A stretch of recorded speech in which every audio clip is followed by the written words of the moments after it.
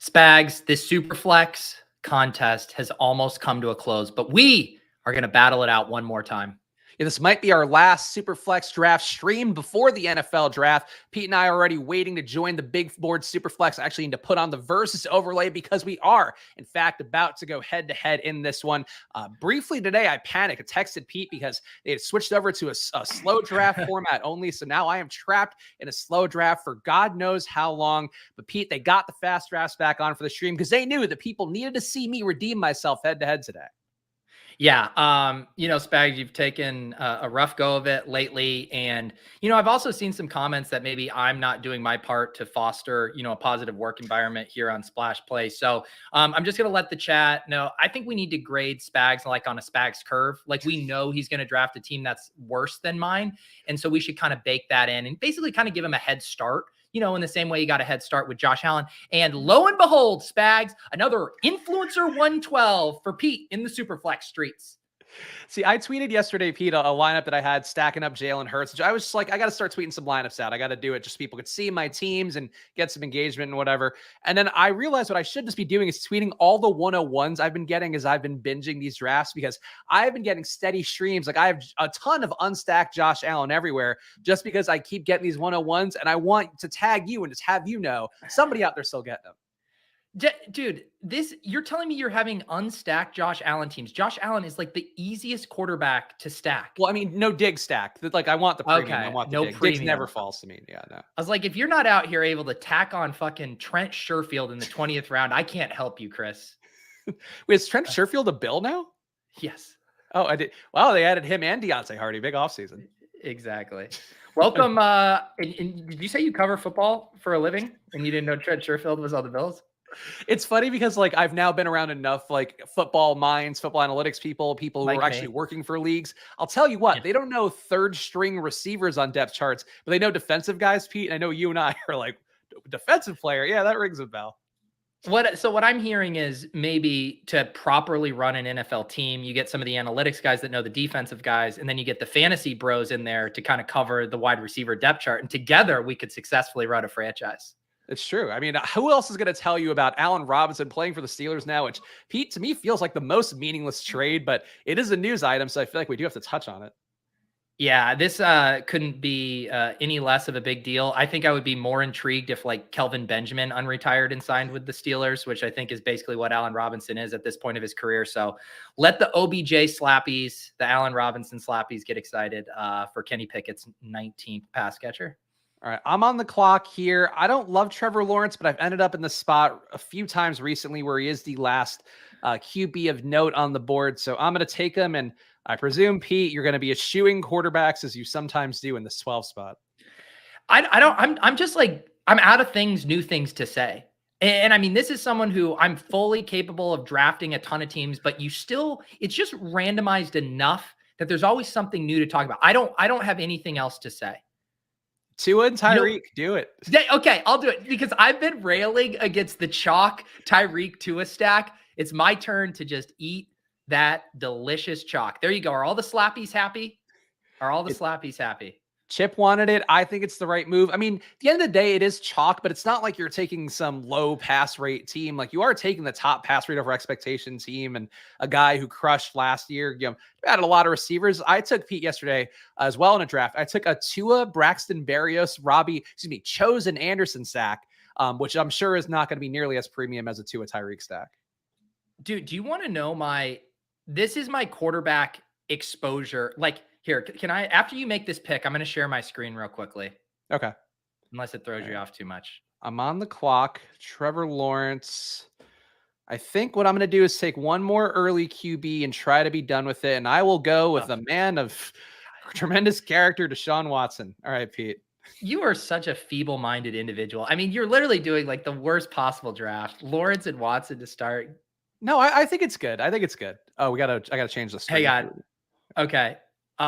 This is okay. Thank you. So these are my quarterback exposures in Superflex. Mac Jones, Trey Lance, Anthony Richardson, CJ Stroud, Derek Carr, Desmond Ritter, Matthew Stafford, Bryce Young, Kyler Murray, Jacoby Brissett, Will Levis, still waiting to get to a good quarterback. Okay, Trevor Lawrence, 14.3%. Hendon Hooker, Brock Purdy, Jimmy Garoppolo, Sam Howell, Geno Smith, Baker Mayfield. I have listed off one top 12 quarterback in my top 20 exposures. Aaron Rodgers. Okay, there's a Joe Burrow at 7%. Kenny Pickett, one Josh Allen team, one Justin Herbert team. I mean, this is a disgrace. I think I actually have 17% Josh Allen, if I'm remembering my exposures correctly. So we are in a completely different boat. Yeah, well, congratulations on being in the good graces of Underdog. Let me see if I can. Well, apparently not. Some recent things. I don't know. Either way, I'm excited to draft the team. Of course, guys, we do draft these teams usually on Tuesdays and Fridays. So make sure to hang out with us. Come back. We're going to be doing it all off season long. Days may move a little bit, but we'll keep being here. Any other news items of note to you, Pete? Of course, you are curating the Fantasy Life newsletter. And I feel like, you've been doing a good job keeping the content out, but it has to feel a little bit like you're mining for gold each time, just to hope that something pops out. Well, I don't know. I mean, you might not check the bylines as closely. I'm only doing 2 newsletters a week right now. Yeah. Ian wrote today's. But yes, I mean, it is, Ian got a gift today because you had Jalen Hurts getting that massive contract yesterday. So that was actually worth writing about. I, spun up some more Trey Lance tiers on Monday because there was more of a bullish timeline on Brock Purdy returning and avoiding Tommy John surgery. So I just typed through my tiers. But yes, Spags, if I have one trick in life, it's being able to make a mountain out of a molehill when it comes to content. Also, Larry's been really mad about you drafting Breece Hall. I'm not sure. I think it's because he's a Jets fan, but it does feel like people are starting to reject you always drafting Breece Hall in your streams. But you know what? I haven't seen Larry in a while because I muted him on my YouTube because he commented 12 times on every video. And I was like, dude, I appreciate you commenting, but this is like too much. If you just go to every one of my drafts and it's 12 Larry times comments. So Larry, I'm willing to reach across the aisle. If you could promise me that you'll only do one comment on each video, I will unmute you from my YouTube channel. But just know you're on thin ice, buddy. I mean, his name is Larry 2 times, and he says Watson will be a top 5 QB, so I support him. Hopefully, I'll have his vote at the end of this draft, of course, where we will choose if my team or Pete's team is in fact the better one. You know what I thought we could do, Pete, is we could also take screenshots and tweet the lineups out and do the vote on Twitter as like a good way to get cross-platform engagement, but that seems like a lot of work. Yeah, Spags, I mean, like I said last show, I mean, I'm just spitting absolute gold on this show left and right, and you can't even be bothered to make a clip of it for social. So it's, I don't really buy it when you say you're going to put added effort in. It makes the show feel much more special when it exists on an island that only people who strap in for an hour will watch. Lunchable says Larry 12 times. It's so true. You never get 2 times with Larry. You always get 12 times. What if robust RB is the draft strategy you need in the Superflex tournament? I don't think that's possible. I think that's even more unlikely in this format. All right, we're on Spags, just take Waddle. Just get it over with. Get your spite pick over. Oh, I'll ruin Pete's stack. Just knock yourself out. The issue is the guys that I would stack with are a little bit far away right now. Funny, I mean, Jalen Waddle's a great value. You're such a little bitch. He wasn't going to last 2 more picks. Yeah, right. Oh, you're sick. You're so sick. Wait, do I have a gift for this occasion? Oh, Pete, there you are. What is that gift even? You're getting sniped. So now you have a gift that is essentially showing a kitten getting shot by a sniper. Congratulations. I mean, he's playing dead. He's not really dead. Well, so there goes our PETA sponsorship. Yeah, they were really dying for this show in particular. Noted vegans, me and Pete.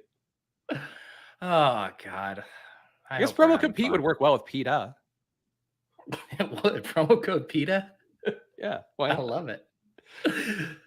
I don't know what product does PETA sell that I can be an influencer for. Yeah, not much. All right, well, you're on the clock. What are you doing with your 2 picks? All right, let's do my little boy Breece Hall, little piggy, come homes to roost. And let's see here. Which wide receiver? I think last time I did Olave. Let's do a little randomizing here and get Devonta Smith. You know what really completed this pick for you, Pete, is if Jalen Waddle had fallen just a few more. Yeah, it's almost like that would have been an easy click if someone didn't have to draft out of pure spite and not out of trying to build the best possible team. You lost this draft. Well, at first you lost this draft when you took Trevor Lawrence. Then you lost the draft again when you took Deshaun Watson. And then you really lost it when you selected Jalen Waddle. I think the issue is that Jalen Waddle is a player that I like a lot. And I will say this was not a pure snipe one. And Pete, of how could there be sniping? Of course, apparently we are the modern day Jordan and Pippen, which is No, he's arguably talking about Gino and DK Metcalf, not us. Wait, oh no, these are separate commenters. No. Is I this think sorry, Larry? not sorry, Oh, that's so sorry, we're- not sorry. Okay, Yeah. gotcha. Yeah, we're the modern day Jordan and Pippen to sorry, not sorry. I will take that. And Jordan and Pippen had some known acrimony that came out during the Last Dance. So we all. I think you're a great Pippen. I would maybe say I'm more Jordan and you're like Luke Longley, but I guess Pippen can work. All right, I'm gonna reach for a player here just because the stack will not come back to me. Taking Calvin Ridley far ahead of ADP because I don't want a running back, even though Nick Chubb might have been nice there. Look at this guy just throwing ADP out the window, just dancing around the board, dancing for big QB. Big QB has Spags like a little marionette, and they're just puppeteering him around. Don't draft a good team. Do what we want you to do. I think it was a show that I've enjoyed occasionally called Ship Chasing that was talking with a certain man named Mike Leone talking about how it could be worth sacrificing ADP just to make sure you get your stacks right. So I think that's something that I've been aware of because I sometimes Superflex gets scooped, actually quite frequently gets scooped on the stacks I want just because of the way that it lines up. So I didn't think Ridley was going to come back. So I'm taking Ridley. Well, yeah. And I mean, to kind of defend your position here, it's, there's really only one Jag that you can stack up with Trevor Lawrence. And if you do miss him, there's no one else that you could stack him with the rest of the draft. So you do have to kind of go out and get him. Did you read the Players Tribune article? Did you hear the personal story behind Calvin? Did I read it? I wrote a newsletter about it. Zay Jones has lived a life of luxury. He's never known hard times. Calvin Ridley had to earn it. He had to work hard from day one, and I want that in my life. I want that in my locker room. Okay, you want that in your locker room with Deshaun Watson? Now you care about your locker room? 2 picks later, you care about your locker room. Well, because I'm surrounding Deshaun with character guys in the hopes that he's going to learn the right way to do business, and that is not the way that he's been transacting business, I would say. I want to just point out, hey, I was going to go and unblock you, Larry, and then you said half your team will be on injury and Breece Hall's knee is going to explode. So this isn't the kind of positivity. I did put you in kind of a probationary trial run right now, and you are not passing. You're going to stay blocked until you pick up the positivity and tell me what an incredible drafter I am. And sorry, not sorry, confirming that we are, in fact, Jordan and Pippen, though apparently I am Tony Kukoc. I am Rodman, according to Hope, who does some great streams as well, if you're looking for a new streamer in your life. So there we go. I aspire to be Rodman. I'll tell you what, I don't aspire to be Rodman, because I read, Pete, have you ever read Dennis Rodman's autobiography, Bad as I Want to Be? I have not. That one, I imagine I'm going to live a long life. There's going to be lots of books I'm not going to get to, and I imagine that's one of them. So there is a tale in there, and I remember reading it because I was in my teen years back in the Bulls' peak run during their dynasty. And there's a tale in there, Pete, of Dennis Rodman breaking his penis and how that went. And ever since then, I've had a cautious eye towards penis breakage because it doesn't sound like a fun time, if you might guess from those 2 words being put together. I was wondering what part of Dennis Rodman's career arc you were going to identify with the most, and knowing it was his broken penis really does check out. I mean, at the end of the day, we are who we are, and I got to be cautious when it comes to that. And also, wait a minute. All right, I really thought Amari was going to fall to me. Now he's not there. I am perplexed. Someone really fell on that sword for you. I guess I'll take No, I can't take Najee Harris again. I refuse. I'm going to reach for Christian Watson just for the talent. Larry's threatening to get back in my good graces by becoming a YouTube member on my channel. That's a good start, Larry. That's a real good start. I can tell you it's happened to me once at least.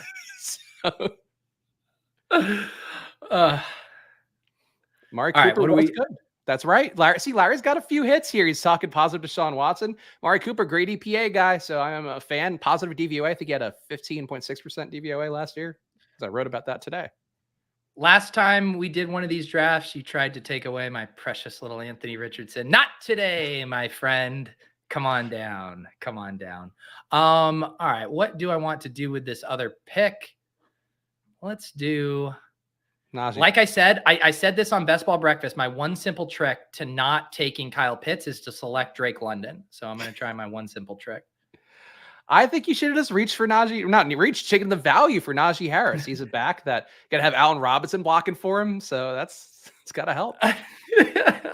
Well, it'll be really interesting to see if it's more of a do as I say, not as I do thing here, because that Najee value might be available to you here just a couple picks later. It'll be fun to see if you're a man of your word. I mean, I took Najee last time. This is a tough part where sometimes there are players that are just values. And I know the chat hates Najee. Like, I know they're not. And I don't like Najee. But if he's there, he's still a bell cow. If he's there, you got to take him at pick 64. I mean, you just said it. TTP, go ahead, draft a good player. Excellent. And now Spags gets his Najee value. 10 picks past ADP, Spags. You got to do it.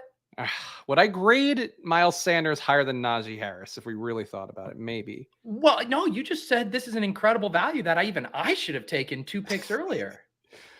I mean, we can't argue 10 picks after ADP. My running back won draft for the 4th time. How does this guy do it? Well, so Pete, I've been starting to think more about my week 17 correlations. You know who might play in week 17? Cleveland and Pittsburgh, 2 AFC North rivals. Man, I'm on a roller coaster with Larry in the chat right now. First 2 comments later, he says, you need me for content. I will start beef with all the other streamers. Pete is the GOAT.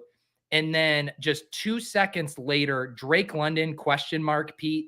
I mean, I can't handle this. This is too much of an up and down relationship, Larry. Maybe it's Larry 2 times because he's like 2-timing you, where like he's like being like, oh, I love you so much. And he's like, no, never mind. Your picks are terrible. Spags, what a little piggy here. Najee Harris, modified anchor with Najee Harris. The only anchor that's taking you is down at the bottom of the sea, buddy. Let me see if I could find a positive Najee Harris stat that'll make me feel good. Because I feel like that's always my thing. Okay, so negative 10% passing DVOA, so receiving DVOA, negative 4% rushing DVOA, negative 0.1 EPA per rush, 20% avoided tackle rate. That's not that bad. Here, this is what you need to do. You need to do the one time at band camp with Najee Harris. That one time he had 16 catches from Ben Roethlisberger his rookie season. That's the only way you could justify taking him here. I think, too, there is just the chance that, like, the team being better makes Najee Harris better. And I do believe in Pickens, not so much in A-Rob, but, I mean, a little bit more so in Deontay Johnson.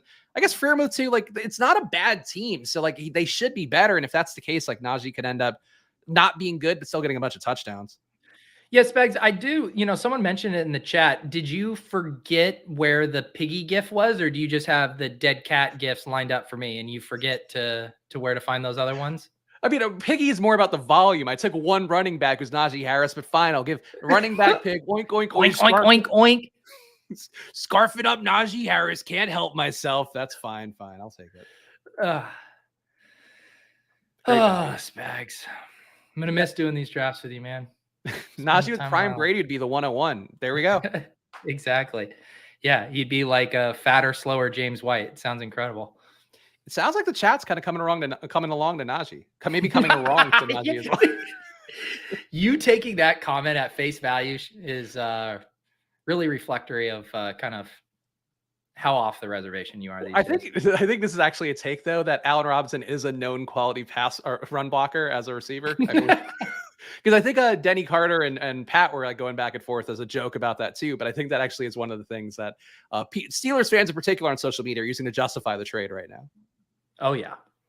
I mean, Steelers fans, it's tough. I hate having to lump myself in with them, but as a Kenny Pickett truther, as a Pat Wilhelmuth truther, you know, I'm going to have to be in the trenches with them this summer.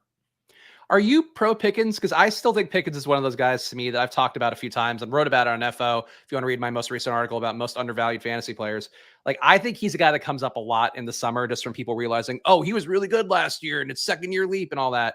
And Pickett being better. I think he comes up to like Watson territory by the summertime. And he's not there right now. I think that's too rich. Like I like Treylon Burks more than Pickens.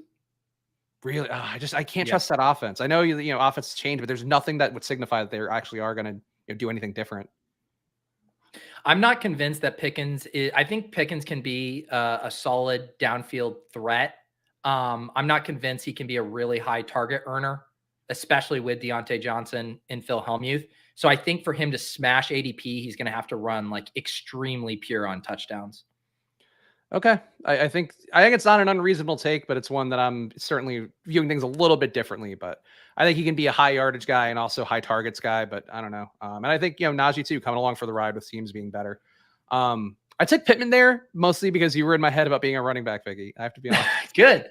That's exactly where I want you. I want you questioning all of your picks. I want you making picks, wondering about me judging you, about the chat judging you. This is how I win. And that's why I'm the Michael Jordan to your, Luke Longley, is kind of the psychological warfare that Michael Jordan bullied his own teammates with. Why don't you make your pick here? J.K. Dobbins is the guy I wanted to take. He's off the clock. You got David Montgomery right there. Nope. Last episode, we stacked up Ritter with Pitts. We're going to stack up Ritter with London. And then we're going to continue our Eagles unstacked bet with Devonta Smith and Dallas Goedert. Are you ever doing a 2 QB build in a Superflex?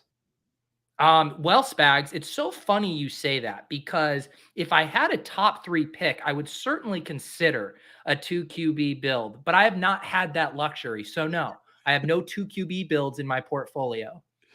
Okay. I was just curious, but I suppose that does align that you have not gotten a crack at one yet. All right. Not a great pocket for my stacks here. I like David Montgomery. I'm taking him. Oh my God, Spags. I got to give you credit. You trying to win this draft with not only one hand tied behind your back, the other hand and half of your penis that got broken Dennis Rodman style is it's inspiring, honestly. My favorite comments are Larry 2 times. That's because Spags will win when it matters. Everyone knows the public is stupid. Amen. The call might be coming from inside the house on that one, Larry 12 times. If you notice me going furiously over here, it's looking like a Muppet. It is, in fact, me controlling Larry. No, Larry is an independent human being. He's just giving out great takes today. He's spitting that fire. I would honestly not be surprised if Larry 2 times was your burner that you've used to just tilt comment on all of my streams. No, because honestly, Larry left a few comments on one of our videos over the weekend. I was like, I'm getting a bunch of emails with Larry. So, no, I would say taking it back because I appreciate everybody who leaves a comment. And Larry, again, great takes by Larry in the chat. Hard to argue that. Oh, man. Your team sucks. I feel like if I had gotten Amari Cooper, it would have been a whole different tenor here. I'd been feeling a lot better about it. Lost out on Amari, and I feel like now I'm just kind of, I don't know. It's still a great team, obviously. But yeah, I would hate it if someone in the chat, maybe for some solid bid equity, wanted to take Elijah Moore and Donovan Peoples-Jones maybe 6 rounds too early. I mean, they could take Elijah Moore. I don't believe in that man at all. But Donovan Peoples-Jones, if anybody snipes him, boy, we're gonna have old fisticuffs here. The versus screen will be me versus whoever takes old Donovan Peoples-Jones. I have one person in my queue right now. It's Jerome Ford. I just refuse to let you have Jerome Ford with that Deshaun Watson stack. I do take a good amount of Jerome Ford, and he is a bailout for my Deshaun Watson, and I accept that. Yes, of all players to save a roster, it's Amari Cooper. I have to push back. Amari Cooper was very good last year, and it bothers me that people think he sucks because we talked about it on the stream, Pete and I have before, but like people think he's in his 30s. He's 28. He's been good for a lot of years. He was healthy last year. He had some tremendous ceiling games. So I would rethink what you think about Amari Cooper for the people out there who've grown weary of him. I would rethink what you think I think about Amari Cooper because you're making a lot of assumptions. You've hated it. I remember last summer we were like Amari Cooper would be on the board and you're like, that old dust bag. And he was fucking 26. Yeah, Amari Cooper's like 34. No, he's 20. I know. We looked this up. He's 28 like now, like right now. Oh, you just said 26. Well, he was 26 at that point last year, I think. So he must have just turned. I mean, why take Amari Cooper in the 4th round when you can take Allen Robinson in the 16th? I mean, well, they're different teams if you want that sweet Watson correlation, but I think Cooper's a much better player. I mean, Cooper had 1,060 yards last year, good EPA numbers, good DVOA numbers, and he turns 29 June 17th this year. Actually, no. So a couple of comments. Couple comments here. FF Doom, Spags' team sucks, and Pete's team is the same as 90% of his others. Another classic F in the books. We do play the hits around here. Also, Larry 2 times went from saying Deshaun Watson is going to be a top 5 quarterback to saying, what will I do when he's a number 2 quarterback overall? You are running out of room to move the goalposts, Larry. I mean, the next comment is going to be, what are you going to do when Deshaun Watson has the greatest quarterback season of all time? What would you do? I would bow down at the altar of Larry 12 times. God, I think this seems like a great Tyler Algier spot. When you're Chris Spags, when you're a hammer, everything looks like a nail. God, have you ever passed on Tyler Algier in a draft? I think I was in a draft with our guy Paul. I was inverted. If you've seen him on your underdog boards, and I think I passed on Algier because I knew Paul was there, and I was like, I don't need him to see me doing this right now. So I think that might have happened today. But I've really been hammering these drafts though, because I was like, I don't know, I got all of a sudden a kick, and I've done like 20 drafts in the last 2 days, maybe.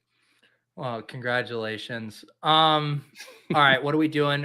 In week 17, the Dolphins square off against the Bills, and Gabe Davis does his impression from the 2021 playoffs, where he goes for 4 touchdowns. And I do need to go a little piggy here. I feel like I always select Javonte Williams in these, but I'm certainly not taking Mixon, Connor, or Penny over him. So come on down, Javonte. Please let your ligaments be fine. He's another young guy. You are just accruing the injured ACL boys with Breece Hall and Javonte Williams. Larry's going to lose his mind on this Javonte Williams pick. Larry is not going to be happy. People asking, is Fantasy Flock holding Spags hostage? This feels unfair because I took 3 running backs. I'm going to stop at a certain point. I didn't take them all in the first 3 rounds. Oh, can't win. Well, I mean, you literally can't win with the way you draft, but yes, also figuratively, you can't win with the chat. Well, here's the good news. David and Njoku, come on down. You are stacked with Deshaun Watson. We now have 1 receiver for each QB, which at least a minimum, Pete, to call it a stack. Congratulations, Spags. You read 1 article about stacking and then sold your soul to accomplish it at every draft cost. I've always tried to stack. I just think in pre-draft, you could get away with stacking a little bit less because there's still some fluidity. Like players are going to move. So I've been prioritizing it less. But now that I see that everybody's already like on board with it, I think in Best Ball Mania, you'd be a fool not to like overstack or, get close to it. But I feel like for the big board, I feel like I can coast on player takes. Yeah, we'll see. We'll let the chat be the judge of that. You're going to have to come up with something real creative to throw them off. Like you're going to have to say, all right, 1's in the chat for Pete, 2 in the chat for Spags. Let some results go in and be like, no, 1 is actually for Spags. 2 is for Pete. Oh my goodness. Look at all of these 1s coming in. I think that people who understand the true value of a room will appreciate the running back. So boy, it really does feel like there's a lot of good values on running backs still left on the board. Yeah. I mean, it's a great time to be a little piggy. That's for sure. Yeah, honestly, I never take QB, I think, in the first 2 rounds. So I was trying something new here. That's where I'm playing with the studio space, guys. If you are confused by this team, that's why I got a little bit uncomfortable and I had to reach for some guys. But I feel like that gives me a new texture that I haven't had, Pete. And at the end of the day, that's what we're trying to do here with every draft. That's what I mean. I'm all about the texture, Spags. And I would say the texture of your drafts is bumpy. It looks a little bit like a venereal disease. Like the doctor probably needs to check out the texture of your drafts. It's a very concerning texture. I do think your draft too, like even though you razz the chalkiness of the Hill Tua, start there, I think you built a very audience friendly draft with taking Tyreek and Tua because they've been in that spot. They were late. They see it, like it just clicks. Whereas nobody's like, oh, I can't believe the luxury of Trevor Lawrence and Deshaun Watson. So I think that's where you got the public. I like that you've already moved on to justifying your future loss in 25 minutes here as the chat votes. Speaking of, so if this draft does fill on Friday, first of all, I should make sure to ask people, subscribe right now, hit the like button, leave a comment if you're watching. We appreciate it a bunch. About 42% of the people who watch our videos are not subscribed, and that just feels hurtful. So please join us on this journey, fantasy football year round. But also, because on Friday, we believe this draft is going to be filled. If that's the case, we're going to do our first ever Pete Splash Play April Invitational, where we will invite the audience to compete in a private draft against us. And then on Friday at 12, Pete, they can go head to head with us and they can claim bragging rights if it feels like their team is good, even though we won't really know till January. Yeah, basically I pitched this idea to Spags because I was like, I've really enjoyed absolutely demolishing you in drafts this past month. And I think it'd be really fun for our listeners and viewers to be able to do the same thing. So it's kind of like our version of a dunk tank at the carnival and kind of Spags sitting up there. And now everybody else gets to come up and throw a baseball and put Spags into the water. Yep. So you can dunk me all you please, or more likely you can contribute $5 to Lucas College Fund by participating in that tournament. Because I think Pete, a $5 tournament feels fair. Right? $3 too cheap. $5 feels about right. Yeah, I mean, because you might have people making picks just out of spite, to ruin someone else's team if you don't have the stakes high enough, is kind of how I think Exactly. about it. Hmm. All right, so I Take hate that I have to your prioritize a stack because I think Michael Thomas is objectively a much better pick than Elijah Moore. So you know what? Michael Thomas it is. So you went on this whole screed about how stacking and overstacking is so important to win these tournaments, and you don't need to worry about ADP, but then you couldn't pass up on a value for another stack. Is that what I'm hearing? Well, maybe I'll get a second stack partner somewhere else, Pete. Maybe a little bit later in the draft. You're lucky that I think Elijah Moore is dusty. Otherwise, I would spite select him here. If Elijah Moore falls to me, I will probably take him on the way back. But if he doesn't fall to me, I'm happy to take DPJ later because I think DPJ has got a more consistent route tree running outside. All right. What do we have going on here? Making sure I'm not missing anything. Brian Robinson goes. I only have like 1.5 ACLs on my team right now. Let's take Eli Mitchell with one of these picks. And then I will balance my range. I am famously a Jordan Addison over Quentin Johnston guy, but I do think Quentin Johnston is definitely in a tier above all of these other wide receivers here. So we'll take a crack on the rookie. Okay, I support that. I also don't believe Zay Flowers. I think the Zay Flowers steam and Quentin Johnston anti-steam have gotten too far where Quentin Johnston's going to be better in year one. I mean, I know you took the Addison bet. Would you take a Zay Flowers versus Quentin Johnston bet? No, I'm definitely Quentin Johnson over. I mean, I think you could argue Zay Flowers is like safer, but Quentin Johnston's ceiling is so much higher. Yeah, I agree. Okay, so we do see Elijah Moore go. So I guess saving me from myself on that one. Odell is still there, of course, to add to my older part of my receiving core. There's really nothing else here that looks that great. This is a really shitty pocket of the draft if you don't have a stack lined up. Yeah, I'm gonna reach for Deonta Foreman here, just because I still want to get some more running backs in the mix. And yeah, I don't think Gibson is not my guy. This is a really gross area. Yeah, I didn't like anything there. I feel like if I had Vegas or Minnesota, it would start to look a little better. But once Elijah Moore got scooped, I think that was the end of anything logical for me there. The tight ends in this range are fine. I was just doing a podcast with Ian yesterday on Fantasy Life, and one of the ADPs I brought up that I thought was a little crazy is the Chig Okonkwo. Like him getting thrust up in this range, even ahead of like just pure. And I know it's only a few spots, but Chig over Greg Dulcich seems crazy to me. Yeah, I mean, the thing that stood out to me last year was Chig was only good in the games that Burks wasn't out there. And it's just, that's part of why too, like, I don't even love Burks that much because it is hard for me to expect they're suddenly going to have a ton more volume that could, feed multiple guys. But I agree, like Dulcich should be better. He's year 2. He came out with a good pedigree.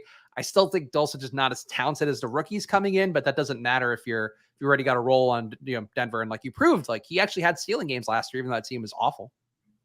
Yeah, I mean, a guy like Dalton Kincaid has probably slightly better pedigree than Dulcich, but I think in most outcomes, you'd be pretty stoked if Dalton Kincaid did in year 1 what Dulcich did in year 1.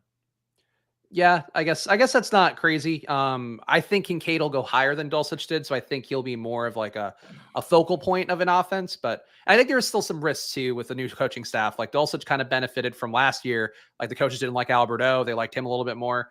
I think this year maybe Sean Payton goes the other way. Like it wouldn't be crazy. So I think that's the one risk point. But I still agree. Like Dulcich probably better floor and ceiling than Chig, I would think. Yeah. Yeah. And I mean, the one narrative against Dulcich is just like, oh, he was Nathaniel Hackett's pet project, and Nathaniel Hackett had one goal in life, and it was to pepper Dulcich with targets. And who knows, maybe he prefers Akui Bunam more on a similar level. Yeah, I think, and again, I'll say it every stream because I think it is important. Like, keep in mind all the new coaching staffs coming in because new coaches do have different priorities, different, leans, and sometimes they don't carry over year to year from the previous regimes. And I am on the clock, and Kenneth Gainwell's still here, huh? But Zay Jones is also here, so I'm just going to do that. Oh, yeah, a little double Zay Jones. Come on down. Can I tilt someone that's not you in this draft right now, Spags? Sure. This literal jackass out of the 6 hole just double tapped Miami running backs ahead of ADP at 139 and 150, depriving me of tacking on one Miami running back to my Dolphins bet. He also sniped me on Evan Ingram, which wasn't, I don't think, deliberate, but still did occur. So I think we would say this jackass, whose name is actually Jackass, we're not being out of turn here. My least favorite drafter in the room, I'll say. So we can agree on something here. It is nice that we could finally reach across the aisle and be disgusted. So Izzy is a guy who's rocketed up draft boards. His ADP is completely different in the original big board, which I'm still, in fact, slow drafting in. But I am going to select him here. And then I'm going to give Spags a little bit of his own medicine. And it just feels so good. What did Spags say? Someone roll back the tape. You can take away Elijah Moore, but do not take my DPJ from me. Ooh. Oh, what a snipe, Spags. Do you even like DPJ? Do you care about him? Are you going to give him a good home? Are you going to pet him, take him out on walks? Yeah, I am. And he's going to be the reason I love drafting DPJ is because every time I look at him, I think about beating you in the pain in this draft. And so that's really, it's kind of like a talisman for me in my best ball portfolio. Well, the good news, Pete, as Pat Crane wrote a legendary upside, by sniping a stack, you've only hurt yourself and helped me. No, he was at ADP, and I definitely need another wide receiver, and it actually made perfect sense for my team. I guess I will. 2, 4, 6, 1. No, nothing really looks that great here. Would have been nice to have some correlation to kind of make things look nice, wouldn't it? Yeah, probably would have helped. I will take another young player who Pete, his love for the old Shinesters, he takes Donovan Peoples-Jones. Take Jalen Hyatt instead, who's going to be the new deep ball guy that all the Gen Zers are lining up to see. Generation Alpha lining up to see him. I'd scroll up. Did you just make your first good pick? I think you might have just made your first good pick. It took you 14 rounds, but congratulations, Spags. And hang on, real talk. I know you're playing the ADP game, so I'm not going to, put the nails to you too much. Do you prefer Jalen Hyatt to Alec Pierce? Theoretically, yes. There is still a part of me that is very convicted in the idea of the Colts taking Richardson and doing a Philly thing there, which I do think would be Alec Pierce's best outcome. But Jalen Hyatt, I think, probably has a higher range of being like a good best ball guy. So I would still favor Hyatt, but where's he going to land? What's the draft capital? Yeah, Hyatt does. I know this is an easy thing to say. Well, some of these guys that are going to have higher draft capital, I think we feel confident about their ability to earn targets because they're good. With Hyatt, it does seem like we really want him to bank one of those elite offenses or a top 10 quarterback who can actually get him the ball downfield, because otherwise it could be a disaster. So Updog saying Michael Thomas over Elijah was big yikes. I would just push back on that because I think the value of Michael Thomas is that you're buying in on him being healthy. I know, Pete, Ian had it in the Fantasy Life newsletter today. Michael Thomas doing some deadlifts with 560 pounds. He's looking good. The workout season's looking good. And he's got the freshest legs of any 30-plus receiver in the league. So your pushback on that comment from Updog is that you saw a video of Michael Thomas working out, and that's why you were justified in passing on an obvious stack? Well, no, the pushback would be that Michael Thomas was good last year. It just wasn't the biggest sample size. I'll give the numbers again because I do think it's important that he had a 0.55 EPA per target, which obviously not the highest volume. Only played 3 games, still looked great. 31% DVOA. Like, these are outlier numbers, which are going to come down a little bit, like if he's healthy and playing a whole assortment of games. But I think it's a better quarterback. I think it's a better offense. I think Michael Thomas still has some juice left. And I think people are just treating him like he's done. Like, again, I've said it, like DeAndre Hopkins goes 40. I would take Michael Thomas over DeAndre Hopkins, not relative to ADP, but I think he'll outperform DeAndre Hopkins. Do you know why I can't get mad at people who draft Michael Thomas? Is because I'm doing the same thing. I'm riding Kyle Pitts to 0. I'm drafting him until he's out of the league. And you, Michael Thomas, people are doing the same thing. You are going down with the ship. And I just want to know that I can actually relate to the kind of abusive relationship you're in with that player as a fantasy asset. And we're here for each other, I think, is what I'm trying to say. Like, he hasn't played in 3 years, but when he did play, it was a magical time. So I think you're getting that baked into the ADP. I just don't think there's anybody else in this range who can give you the sort of potential that Michael Thomas does. So I'll go down with the ship on that one. But I just think if you buy in on Michael Thomas now, Because if he's crushing in training camp and he's healthy and he's out there and everything is looking good, he's going to get steamed up, I think. And I think, now is the cheapest he'll be. I have 50% Michael Thomas in Superflex. Oh my God. Don't tell the chat that before the vote. You released that information after the vote. He is my highest exposed player in Superflex drafts right now. Well, I can't laugh because who was my highest? Like Mac Jones. Yeah, I have Michael Thomas at 50, Pickens at 39, Watson at 31. And then you want to guess number 4? Another young guy, but not valued the same as those guys. Another young guy, a rookie or a sophomore? Junior. Oh, junior. No, I was gonna say Algier because I know, but he's a sophomore. I don't know. Terrace Marshall got 28%. Terrace Marshall. You are one of the Marshall slappies. I should have known. He's free now. You get him in the 20th round of Superflex, and I am a big fan of that because I think he's got some room to rise. Dalton Kincaid goes right before me as if they know what I want to do. Was that going to be your pick? You got sniped? I mean, it would have been a consideration for sure. He went ahead of Michael Mayer, which is kind of surprising. Is it? But in the betting markets, Kincaid has now flipped Mayer to be first tight end off the board. So that kind of tracks to me. I mean, the ADPs have been firmly in favor of Mayer throughout, but I guess that is one of those that could change. And I'm certainly a Kincaid fan, so I wouldn't hate it. But I've been enjoying the nice discounts on Kincaid. So if that's going away, then we'll find out. But see what you do here coming up. I'm gonna tell a real nice story here with this pick if Humble Legend allows me. I'm gonna double tap just a beautiful story. Okay. I'm glad. I'm glad you're getting some nice value. Glad you're finding new ways to have fun in the 12 hole. You're home. All right. Picture this. The Houston Texans, the Bryce Young stuff is all a smokescreen. They want Anthony Richardson to be the quarterback of the future. Dameon Pierce flops, Devin Singletary, Nico Collins with Anthony Richardson just making beautiful, beautiful music in that hot, hot Texas heat. Singletary, good news, Pete. Singletary, my highest exposed running back, 47%. Oh, that makes me. Can I take it back? Wind it back. I don't want to be this aligned with Spags. I think it's just a tremendous discount. He shouldn't go this late. And again, new coaching staffs, they brought in Singletary. And, Casario's still there for now, but might not be there after draft day, even though he's been pushing back at that. So we'll see. But Dameon Pierce is somebody else's running back. Okay. I am on the clock. Are you going to do a 2 quarterback build? Yeah, I'm going to stick, I think, with it. Yikes. We'll see. I might take one of the cheapies late.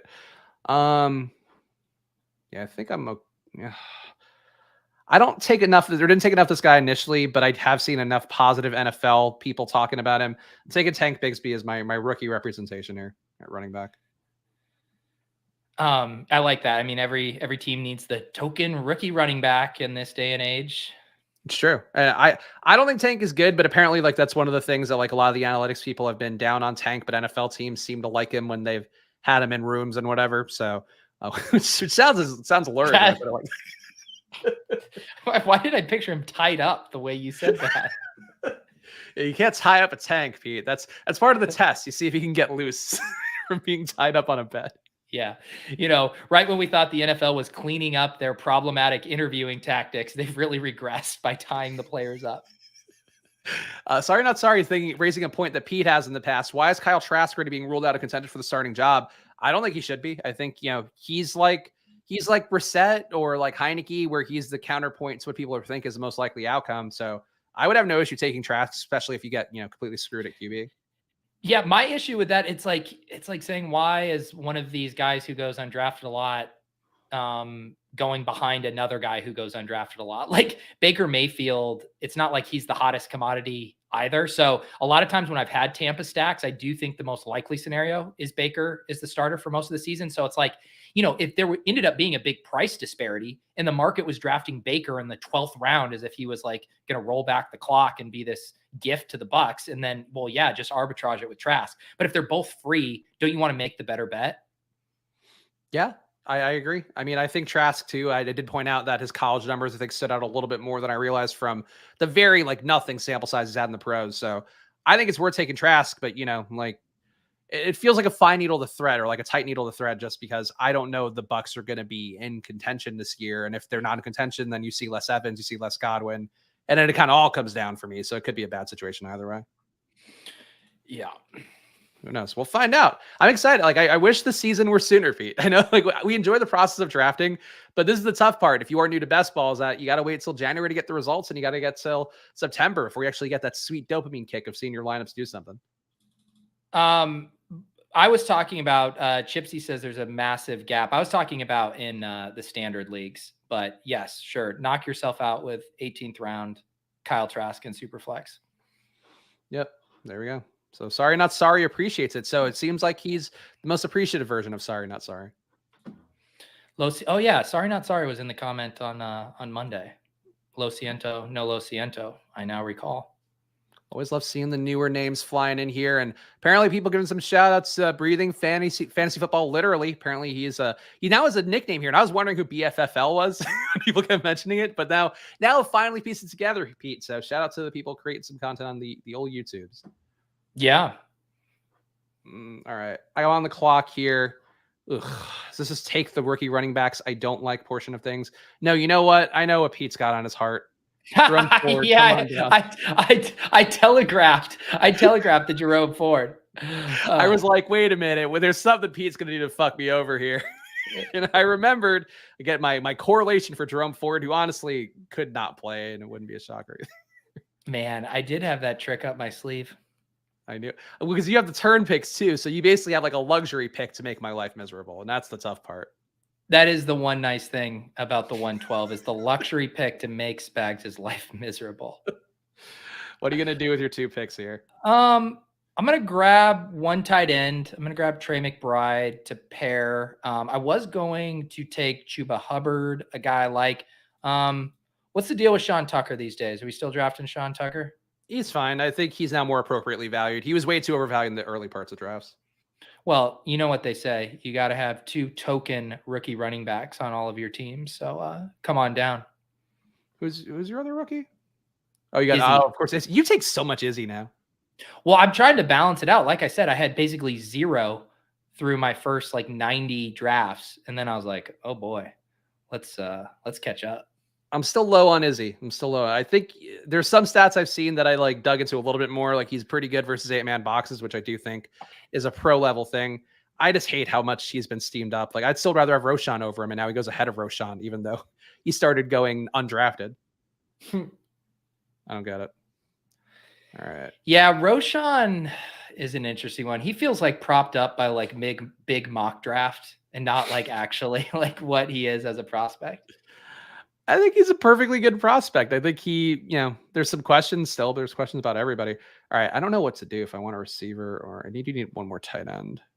Why don't you ask the chat? This might be your only way to win, is to crowdsource a pick to the chat, and then they vote for you because they feel like they have some sense of ownership in the team. There's only 10 seconds left. I'm taking another rookie, Dwayne McBride. Of course, my second token rookie running back, just like Pete suggested. And Dwayne McBride, I think, is picking up some late steam too. And I think he's better than Tank Bigsby personally, but whatever. Doesn't Tank Bigsby have a little bit more 3-down upside, whereas Dwayne McBride didn't catch like a single pass in college? Yeah, McBride has none on paper, at least from what he showed. I don't know if he's going to show a little more when he's getting worked out and whatever, but he legit caught no passes. Let's see. Bigsby was a negative pass catcher, negative 3.71 EPA per target. Targeted a lot though, but he did nothing with it. So he got the volume. I don't know. Different draft people value different things. Like some people are like, oh, this guy got volume. That's what matters. I still tend to think it's like you got volume and you did something with it against competition, ideally. But people do think if you just got the volume that it'll port over to the pros. So your mileage may vary.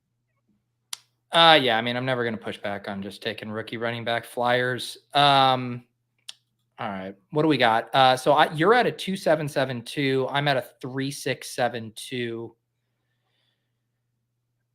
Maybe I'll take Kyle Trask to just really win over the chat. I didn't realize we had so many Trask slappies out and about today. So who can I backdoor stack with Trask? Gage. Okay, Kate Otten maybe still available. Oh, Kate Otten. There you go. That's the one. Trask to Otten, the least sexy stack imaginable. Our generation's Matthew Stafford to Tyler Higbee. It all comes full circle, by the way. Larry's saying he told you about Izzy a while ago. So I guess maybe you had him muted. You didn't see, but Izzy was apparently. I must have thought he was calling me a sissy and not talking about Izzy. Izzy, though, like I do have to say, if you were to have an NFL player who has like Steph Curry breakout potential for being like a mainstream crossover star. A running back who goes by Izzy would be like a lot of fun for kids, I think. I think so too. That's in kind of always what I'm thinking about when I make my selections is who has a name that has like children happiness equity associated with it. That's certainly Izzy. This is going to be our world, Pete, for the next fucking 18 years, 17 years of our lives. And then you got to keep parenting, even if they're not there. I've tried to never talk about my child on the show with you ever since you made a joke about your son Luca dating my daughter, and ever since then I've just completely shut down and not engaged in this conversation. That's right. Even though I've given you quality parenting advice off stream about toys to buy and such, it's hurtful. It's hurtful. Luca's earned it. Yeah. You know, what I quickly realized is that AI can do a lot of the things I was asking Spags for when it came to baby help. ChatGPT doesn't know baby jumpers for a 6-month-old. They do. And they come with far less attitude and condescension. Not replica, though. Well, it's a girl Pete. Girl Pete. So apparently the replicas, by the way, are like, I saw on Reddit, replicas are breaking up with their users because of some like AI software update it did. It's like, how fucking twisted has this gone at this point? Like, I'm not keeping up with it enough, but AI is very interesting, and I find it very terrifying in a variety of ways. If you ever do Rodman style break your penis, it will probably involve some kind of AI sex bot, I'm sure. It's true. Just trying to insert myself into a USB. We're back on the clock here. I mean, I do need a third tight end. And here's the thing. Sometimes you give an idea out in the world. You're so stupid. Somebody took Darnell Washington. It's over. All the rookies. I guess maybe Laporta's still here. Yeah, Laporta's still here. Oh, well. I'm angry. You could take, who's his backup? Kokeeft. Kokeeft is the other Tampa Bay tight end. Yeah. God, the Tampa Bay depth chart is pretty gross. If they don't win early, I think they're in a lot of trouble. But what are you going to do? Take Kyle Trask? You know what I'm going to do? I'm going to strap on a few condoms because today's episode has been all about protecting your penis. And if Tua gets hurt and Mike White is kicking around here 30 picks past ADP, we'll get a little Tua insurance. I mean, the guy who used to hate handcucking now is handcucking every position possible. And just in case the Dolphins play the Patriots in week 17 instead of the Bills, I do need Pierre Strong on my Mike White bring back. Yeah, James Robinson's gone. You don't take any James Robinson ever, huh? No, I like winning. Do you? Just ask the chat in about 2 minutes. Oh, well, that doesn't count. That's an easy win. Russell Gage still waiting there for you if you wanted it. Yeah.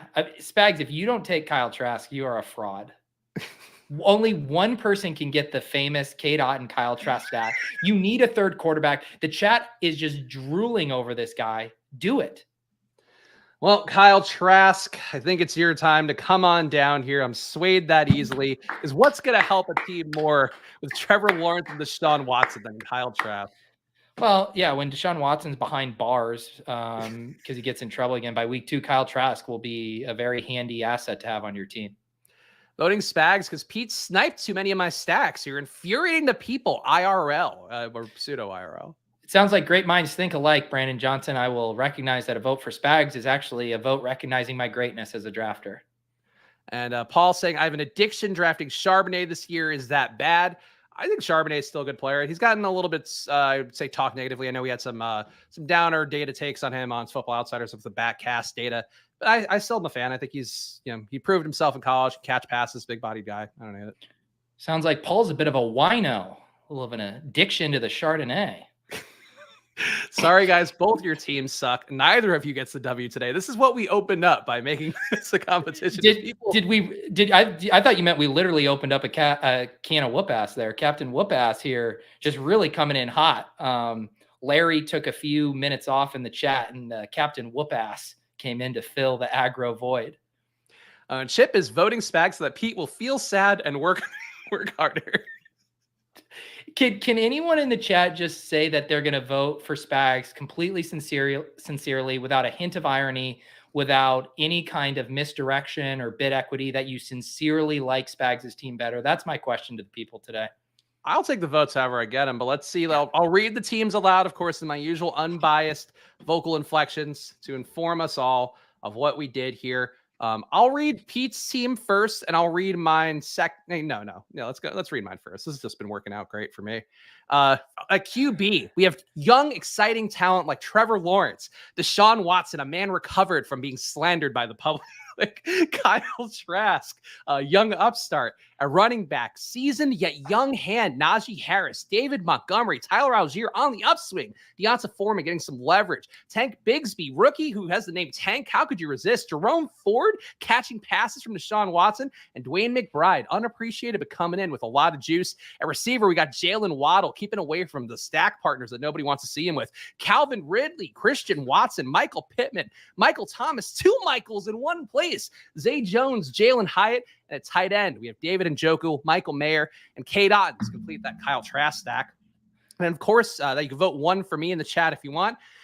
And then we get to Pete's team, concussed Tua Tagovailoa, Anthony Richardson, who can't hit the side of a barn, Desmond Ridder is even starting, Mike White, we know he's not starting, Hancock much, running back, Breece Hall, Javonte Williams, combined one ACL between them, Elijah Mitchell, Israel Izzy Abanikanda, the kid's favorite running back, Devin Singletary, Sean Tucker, and then Pierre Strong, the weaker of the running backs with him and James Robinson, Tyreek Hill at receiver, Devonta Smith, Drake London, good start, Gabe Davis, bad start, Quentin Johnston, Donovan Peoples-Jones, who would have gone better with my team, Nico Collins, and a tight end, Dallas Goedert, and Trey McBride, who's not as good as the rookies. You can continue to editorialize all you want. The truth will set you free. 100% Spags is what I'm seeing. 3 for neither. I see just a 1 here. I'm going to ignore the rest of it. This